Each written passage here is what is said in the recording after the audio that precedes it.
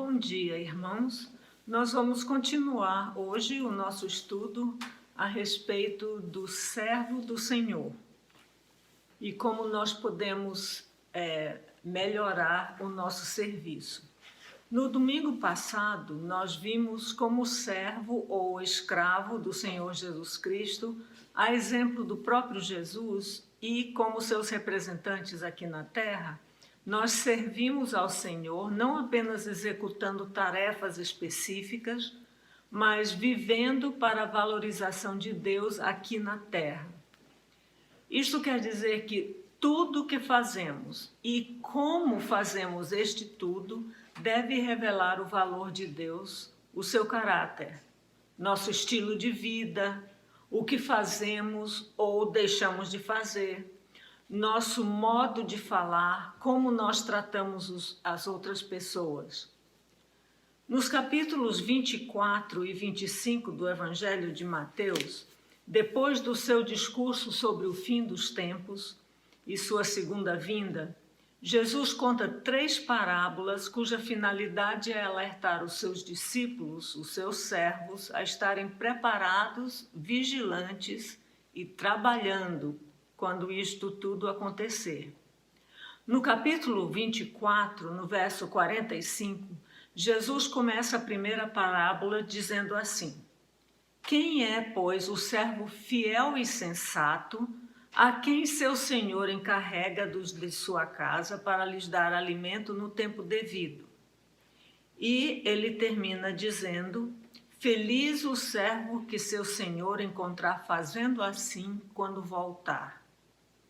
Porém, a respeito do servo que cansou de esperar e começou a maltratar seus colegas e a comer e beber com os beberrões, ele diz: Ele, o Senhor, o punirá severamente e lhe dará lugar com os hipócritas, onde haverá choro e ranger de dentes. Em seguida, no capítulo 25, nos versos de 1 a 13, ele conta a parábola das 10 virgens. Aquela parábola em que há 5 virgens sensatas que estavam preparadas e outras 5 que não haviam tomado providências para que suas candeias estivessem acesas quando o noivo chegasse. Jesus termina esta parábola dizendo: Portanto, vigiem, porque vocês não sabem o dia nem a hora. E por fim, nos versos de 14 a 30, Jesus conta a história de um senhor que, ao viajar para longe, designa responsabilidades aos seus escravos. Quando este senhor volta, ele pede aos escravos que prestem contas de suas responsabilidades. A alguns que se desempenharam bem, o senhor diz: Muito bem, servo bom e fiel. Você foi fiel no pouco, eu o porei sobre o muito. Venha e participe da alegria do seu senhor. Porém, ao que foi medroso e negligente, o senhor diz: Servo mau e negligente, lancem fora o servo inútil nas trevas, onde haverá choro e ranger de dentes. O fato é que os servos do Senhor Jesus Cristo haverão de prestar contas um dia.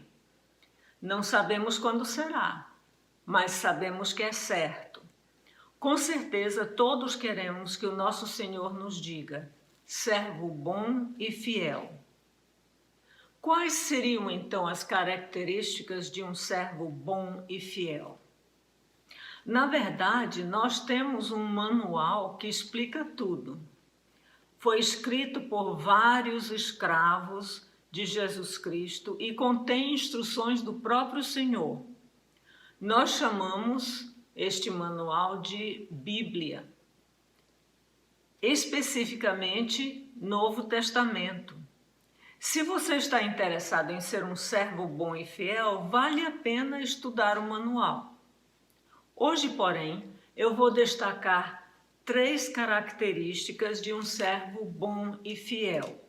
É claro que existem muitas outras e é só estudar para saber. Mas a primeira característica que eu quero destacar hoje é que o servo fiel sofre de boa vontade por Cristo e pelo seu semelhante. Nesta era do evangelho falso do pare de sofrer, isto soa estranho, mas foi o próprio Mestre que nos ensinou, tanto pelo exemplo, foi perseguido, humilhado e morto injustamente como criminoso. Ele ensinou por palavras também. E ele falou: bem-aventurados ou felizes serão vocês quando por minha causa os insultarem, os perseguirem e levantarem todo tipo de calúnia contra vocês. Alegrem-se, regozijem-se, porque grande é a sua recompensa nos céus, pois da mesma forma perseguiram os profetas que viveram antes de vocês. Isso está em Mateus 5. E ele falou também: aquele que não carrega a sua cruz e não me segue não pode ser meu discípulo. Isso foi Lucas que escreveu. Haverá aspectos de sofrimento na vida de cada crente verdadeiro. A fidelidade tem um preço e cada servo verdadeiro paga. Às vezes, o preço é apenas humilhação, chacota, como Pedro descreve. No passado, vocês já gastaram tempo suficiente fazendo o que agrada aos pagãos. Naquele tempo, vocês viviam em libertinagem, na sensualidade, nas bebedeiras, orgias e farras e na idolatria repugnante.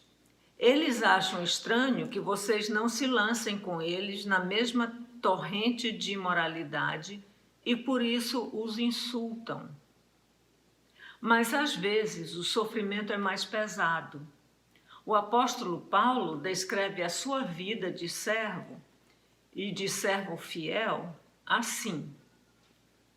São eles servos de Cristo? Ele está falando aos de Corinto que estavam sendo perturbados com pessoas que vinham dizer que eles tinham mais autoridade do que Paulo. E então ele se refere a estes. São eles servos de Cristo? Eu ainda mais. Trabalhei muito mais, fui encarcerado mais vezes, fui açoitado mais severamente e exposto à morte repetidas vezes. 5 vezes recebi dos judeus 39 açoites. 3 vezes fui golpeado com varas, 1 vez apedrejado. 3 vezes sofri naufrágio, passei uma noite e um dia exposto à fúria do mar.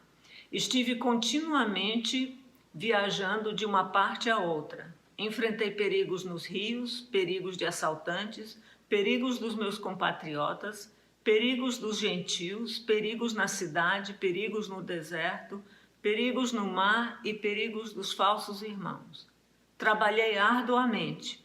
Muitas vezes fiquei sem dormir. Passei fome e sede e muitas vezes fiquei em jejum. Suportei frio e nudez. Além disso, enfrento diariamente a pressão interior, a saber, a minha preocupação com todas as igrejas. Nós vemos assim que o sofrimento deste servo fiel foi um sofrimento bastante grande. E nós ficamos a perguntar: será que nós estamos dispostos a sofrer tanto assim?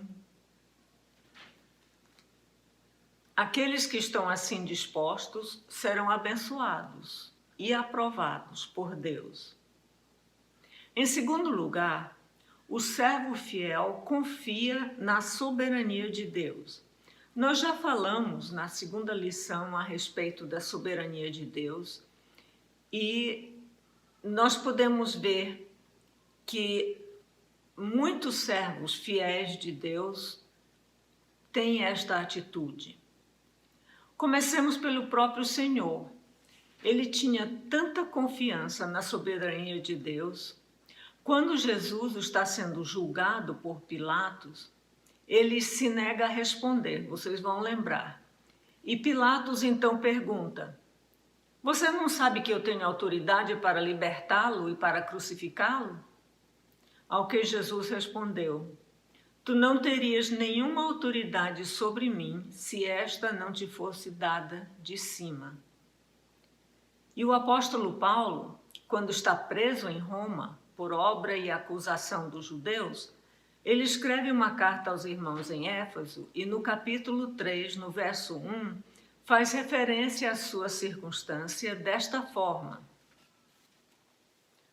Por esta razão, oro eu, Paulo, prisioneiro de Cristo Jesus, em favor de vocês, gentios.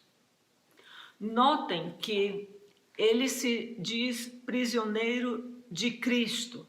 Ele poderia muito bem ter culpado os judeus que o acusaram falsamente e por isso ele estava preso, ou os romanos que, depois de tanto tempo preso, ainda não tinham julgado. Mas não, ele considerou que esta situação em que ele estava era exigência do Senhor para favorecer de alguma forma os gentios. E na carta que ele escreveu de Filipos, ele ainda preso, diz que suas circunstâncias serviram para o progresso do Evangelho. Nós também já falamos sobre isso, mas podemos recordar, como ele falou, que porque ele estava preso, outras pessoas estavam tendo mais coragem para pregar. Mas vamos ao Antigo Testamento. Vocês lembram de José, filho de Jacó? Os irmãos dele o venderam como escravo para os viajantes que iam passando e ele acabou sendo escravo lá no Egito. E ele ficou como escravo durante muitos anos. Mas depois, pela providência de Deus, Faraó o fez primeiro-ministro do Egito. Isso foi depois de ele interpretar alguns sonhos, vocês vão lembrar disto. Durante a fome que houve naquela região, que o próprio José havia predito, interpretando um sonho de Faraó, durante esta fome, os irmãos de José vieram buscar alimento no Egito. E no seu encontro com estes irmãos, os irmãos estavam temerosos do tratamento que receberiam de José, quando descobriram que o primeiro-ministro era José, seu irmão. Mas o que foi que José disse? Não tenham medo. Estaria eu no lugar de Deus?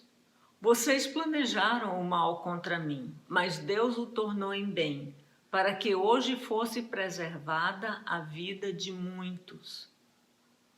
E só mais um exemplo. Jó.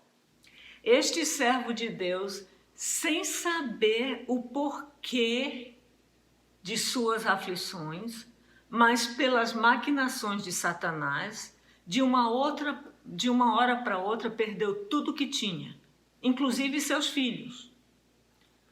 Vejam só, os sabeus levaram todo o gado dele. As ovelhas foram queimadas por Saraiva. Os caldeus mataram todos os seus empregados. E um vento muito forte matou todos os seus filhos. E no luto extremo, Jó disse: o Senhor deu, o Senhor tomou. Louvado seja o nome do Senhor.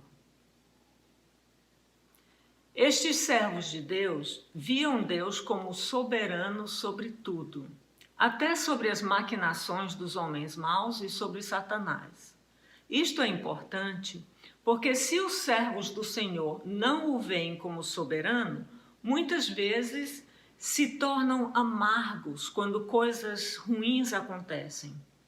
Isto tira o seu foco de Deus e coloca o seu foco em coisas terrenas, procurando culpados pela sua situação. Eles focam nas suas próprias falhas, a culpa é minha, eu devia ter feito isto, eu devia ter feito aquilo, eu devia ter feito outra coisa. Ou ele foca na maldade dos homens, a culpa é de fulano, ele é muito mau, a culpa é do governo, a culpa é do partido, a culpa é do outro país. Ou então põe a culpa em qualquer inimigo que ele tenha. O escritor de Hebreus diz que nós devemos cuidar deste assunto de amargura. Ele fala assim, em Hebreus 12, no verso 15. Ele fala, cuidem que ninguém se exclua da graça de Deus, que nenhuma raiz de amargura brote e cause perturbação, contaminando muitos. Vocês já pensaram que a amargura de espírito nos isola da graça de Deus? Nós precisamos ter muito cuidado para não deixarmos que coisas ruins causem amargura. Mas o nosso Deus é soberano. Ele faz com que todas as coisas contribuam para o bem daqueles que amam a Deus e que são chamados conforme o seu propósito. Você percebe Deus como soberano sobre tudo em sua vida? Como você concilia a soberania de Deus com a responsabilidade humana? Em terceiro lugar, o servo de Deus fiel é humilde. A humildade é uma qualidade que muitas vezes é mal entendida. As pessoas entendem como fraqueza de personalidade ou falta de ambição. Mas, na realidade, o oposto é verdade. Somente os verdadeiramente seguros na sua identidade pessoal podem ser verdadeiramente humildes. Porque quando uma pessoa está insegura, o que ela faz é se colocar atrás de um escudo do orgulho próprio. O dicionário define humildade assim: virtude caracterizada pela consciência das próprias limitações, é modéstia e simplicidade. Isto é verdadeiro. Mas somente conseguimos aceitar nossas limitações quando nos sentimos seguros.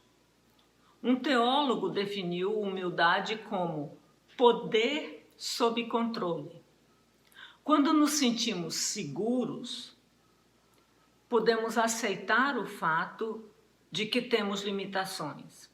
Não precisamos o escudo do orgulho e de falsas proezas, não temos necessidades de muitas firulas para sustentar nosso falso conceito de nós mesmos. Consideremos o exemplo de Jesus quando deu aquela lição de humildade para os discípulos, quando lavou os pés deles.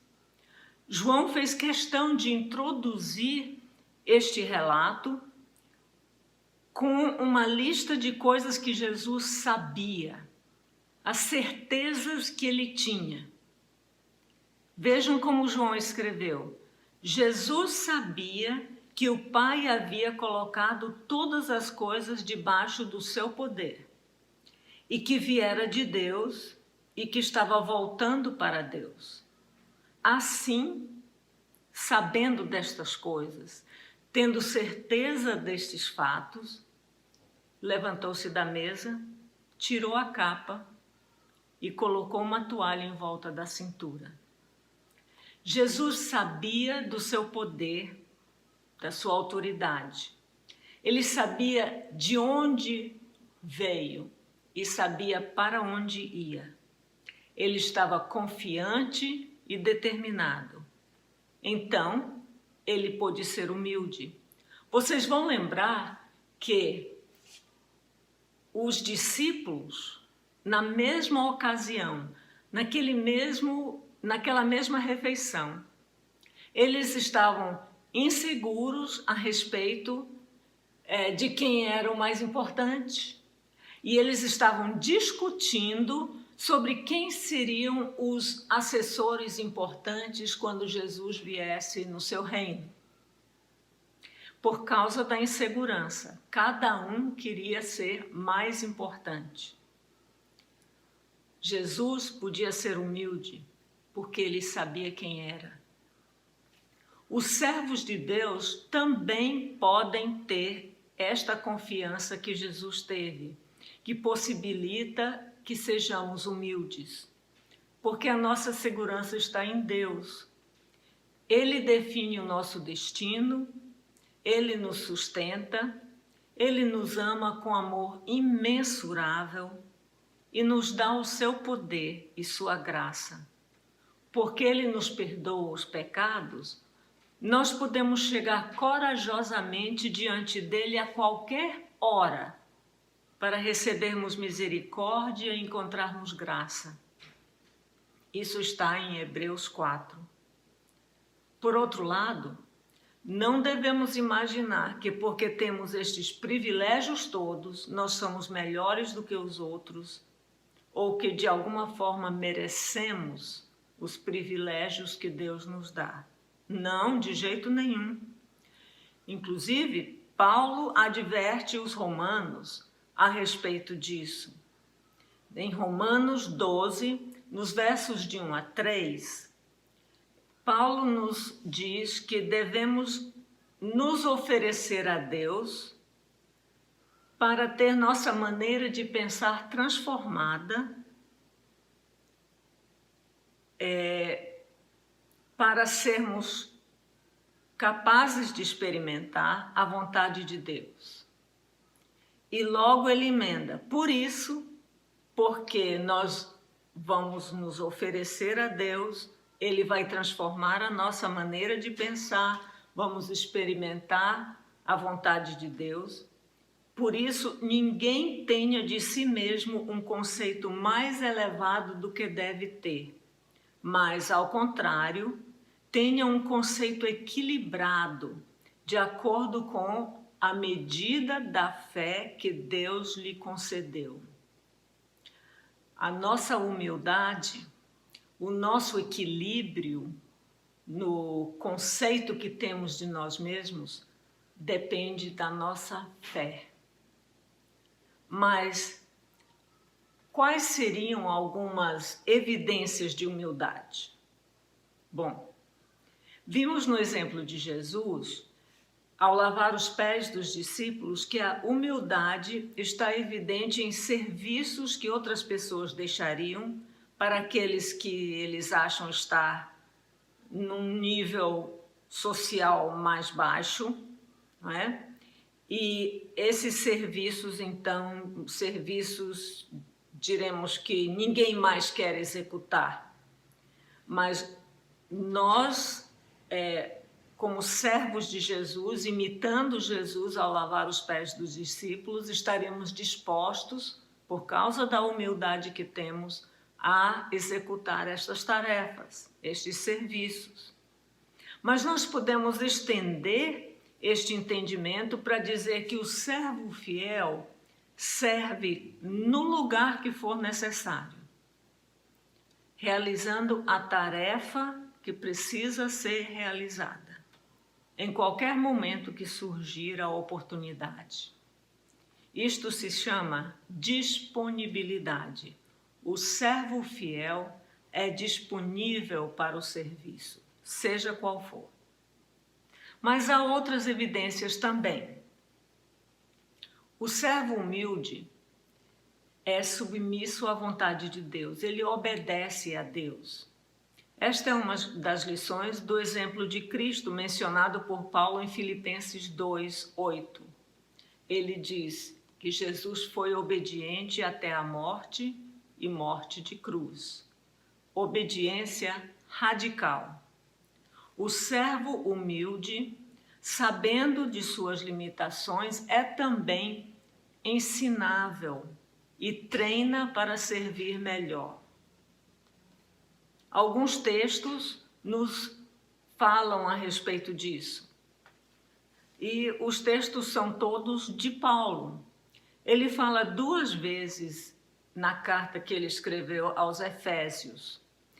Em Efésios 5, verso 10, ele fala: portanto, aprendam a discernir o que é agradável ao Senhor. No verso 17 do mesmo capítulo, ele diz: não sejam insensatos, mas procurem compreender qual é a vontade do Senhor. E na segunda carta que ele escreveu a Timóteo, ele escreve assim no capítulo 2, verso 15: procure apresentar-te a Deus aprovado, como obreiro que não tem de que se envergonhar e que maneja corretamente a palavra da verdade. Outra evidência de humildade é que o servo humilde reconhece que, se ele tem limitações, os outros também as têm. E por isso ele não se ira quando suas ideias não são entendidas ou aceitas. O servo fiel também perdoa quando é maltratado ou mal entendido, porque ele sabe que também precisa de perdão. O servo fiel, que pratica a humildade, não tem expectativa nem necessidade de ser elogiado pelo serviço prestado em nome do Senhor Jesus. Foi Jesus mesmo que disse que a nossa atitude deveria ser assim. Assim também vocês, quando tiverem feito tudo o que lhes for ordenado, devem dizer: somos servos inúteis, apenas cumprimos o nosso dever. Alguém poderia perguntar: como se consegue esse tipo de humildade? Realmente a humildade exigida do servo do Senhor Jesus Cristo não é natural ao ser humano. Ela vem de Deus como resultado da convivência contínua com Ele através da oração, da comunhão, do estudo da Bíblia e obediência crescentes. E Paulo, escrevendo aos Filipenses, expressa assim: é Deus quem efetua em vós tanto o querer quanto o realizar, de acordo com a sua boa vontade. Então, esta humildade vem crescentemente de Deus, na medida em que nós nos colocamos perto dele, temos comunhão com ele e procuramos obedecê-lo. Então, esta humildade vem acontecendo na nossa vida. A humildade também vem de não nos compararmos com outras pessoas. Nós precisamos saber que a avaliação de Deus é individual e leva em consideração o fato de que Deus nos conhece muito bem. Ele conhece as nossas limitações que Ele mesmo nos deu e Ele conhece a nossa disposição, Ele conhece o nosso coração. Então, ficarmos nos comparando com os outros não dá resultado de humildade. Nós vamos ver só o exterior dos outros e podemos achar que somos melhores ou piores. Mas isso será só comparação com a fachada da outra pessoa e não com o que ele realmente é. Em terceiro lugar, a humildade é o resultado da disciplina de colocar os outros em primeiro lugar. Ao invés de reivindicar os nossos direitos e privilégios, nós nos submetemos aos outros e buscamos o bem deles. Isto requer disciplina constante, mas quando praticamos isto, Deus nos dá graça de maneira abundante. Esta graça é a humildade que é o dom de Deus, que Deus nos dá. O apóstolo Paulo diz em Filipenses a respeito de como deve ser a nossa atitude: nada façam por ambição egoísta ou por vaidade, mas humildemente considerem os outros superiores a si mesmos. Cada um cuide não somente dos seus interesses, mas também dos interesses dos outros. E no Antigo Testamento já há instrução a respeito disso, uma advertência em Provérbios 3, verso 34, que diz assim: Deus se opõe aos orgulhosos, mas concede graça aos humildes. Por que nós somos tão inclinados ao orgulho? Em que aspecto de sua vida e serviço você sente que precisa exercitar mais a disciplina da humildade? Que Deus lhe conceda a graça de ser considerado servo fiel, porque você é humilde, porque você confia na soberania de Deus e porque você está disposto a sofrer por amor a Cristo e às outras pessoas. Que Deus assim nos abençoe.